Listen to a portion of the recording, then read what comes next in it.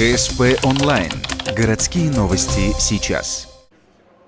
Суббота, Ледовый дворец. Первый матч в рамках хоккейного первенства города этого сезона. Главная интрига – участие в нем профессионального клуба «Арктик Университет».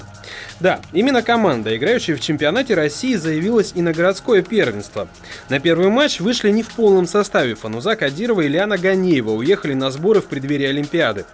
Но главный вопрос все же в том, а зачем профессиональному клубу какое-то первенство города? Наше участие в первенстве города, оно вызвано, конечно же, уважением к спортивным традициям нашего хоккейного города.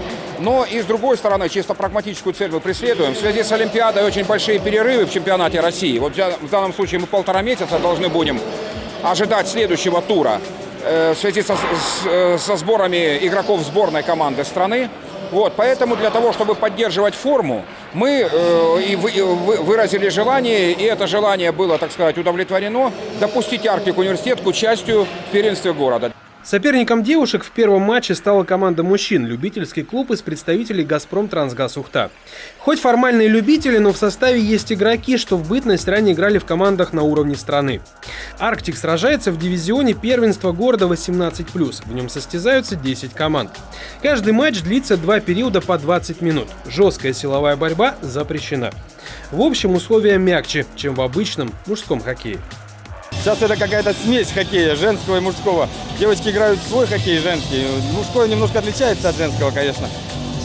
Но им это интересная большая школа. Ну и нам интересно с ними поиграть. Быть не может, команда не может играть не на победу. Это принцип спорта. Счет в матче открыл «Арктик». Оксана Митрофанова под номером 69 закинула шайбу в ворота «Газпрома», а затем, спустя время, и Диана Жалимова, номер 99, увеличила счет на табло в пользу женского клуба. Соперники смогли ответить лишь одной шайбой. За 12 секунд до окончания первого периода Александр Камурка забил в ворота «Арктик». Но затем началось что-то странное. После перерыва «Уавр» просто разнес вдребезги оборону противника. Шайбы забивались одна за другой. За вторые 20 минут газовики закинули 7 штук. Итог – более чем уверенная победа «Уавра» в открывающем матче первенства города со счетом 2-8. Возникает вопрос, а победа в первенстве для «Арктик» значима? Да, значимо, потому что это как бы придает дух командный, и потом на следующий игры будет играть легче, если победим. Но сегодня не получилось, думаю, в следующий игры получится. И казалось бы, ну что тут такого, обычное дело, кто-то проиграл, кто-то выиграл. Но, на минутку, «Арктик Университет» – профессиональный клуб, играет на уровне страны и претендует на места в женском чемпионате России. Сам заявился на первенство города. 2 ценных полевых игроков уехали на сборы, но другие-то остались. Игра с «Уавром» не товарищеский матч, а спортивный, на результат. Сама команда «Газпром Трансгаз» хоть и сильная, но все же любительская. Счет 2-8.